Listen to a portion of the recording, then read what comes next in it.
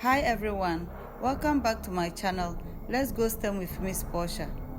Today we are going to dive into a world of coding once again and learn how to create a maze game using Python with Pictoblox. Before we begin, let's quickly go over what Pictoblox is. Pictoblox is a graphical programming software based on Scratch, designed specifically for STEM education. It's a great tool for beginners to learn coding concepts in a fun and interactive way. Alright, let's get started with our maze game. First, we need to create a maze for our player to navigate through.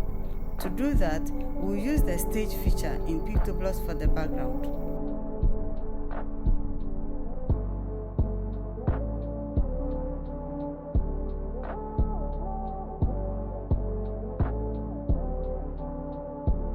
Here we are with our already created maze background in Pictoblox selected from the stage. Great, let's select a character that will navigate through our maze.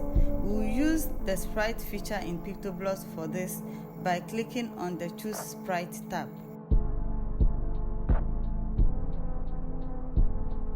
Here I've chosen a cute octopus sprite from the animal section. You can choose any sprite you like or even create your own custom sprite. Now that we have our maze and character ready, let's start coding the game logic. We'll use Python programming language in Pictoblox for this activity. To begin, we need to program our character to move around the maze. Let's resize our sprite by clicking on our chosen sprite, in this case, our octopus. On the bar just below the sprite, we find the size box. Click on it and resize the octopus to 20. You can put in any size of your choice, but remember your sprite will be navigating to avoid obstacles. Next, we introduce another sprite called bread by going through the same process we used in selecting the octopus, but this time we choose the bread from the food section. Let's resize our bread to size 30.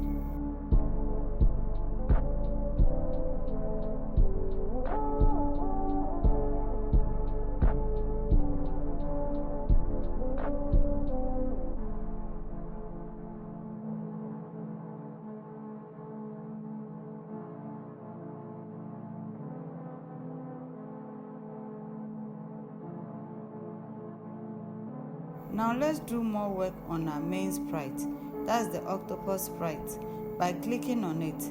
This sprite is what we are going to code. Next, we need to note the position of our sprite on the x-axis and the y-axis as well. For our current code, we record -15 for x-axis and -15 for the y-axis. Now that we are done with the basic stuff, let's explain the codes as displayed on the screen. Next, we will use the while loop to continuously check for user input and move the character accordingly. Inside the while statement, we will use the if conditional statement to check for user input and move the character accordingly. Note, we are using the movement keys on the keyboard, so we code it as if sprite.isKey pressed. Then we type in the name of the arrow key and the direction it should go and how many times the sprite should move. In this case, we have 5. We do this for all arrow keys and we move to color. We also need to set color limitations to our sprite, so anytime it hits the color black, it returns to its base. So we set the color using the RGB codes. For black, we use 000 or 111. Next, we code our sprite to eat the bread and increase in size by just setting our sprite size to 30 after touching the bread. Now that our character can move, let's add some game mechanics.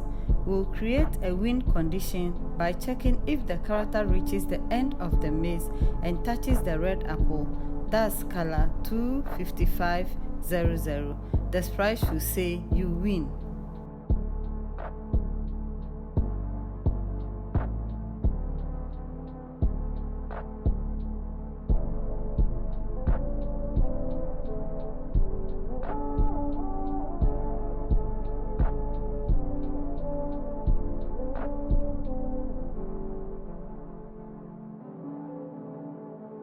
Remember to put in the necessary colons and number of brackets so your code can run.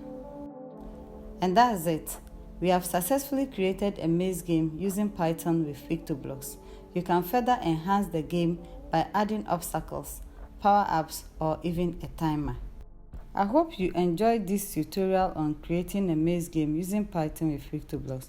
Remember, coding is all about creating and solving problems. So, don't be afraid to experiment and have fun with it. Don't forget to like, subscribe, and hit the notification bell. See you next time.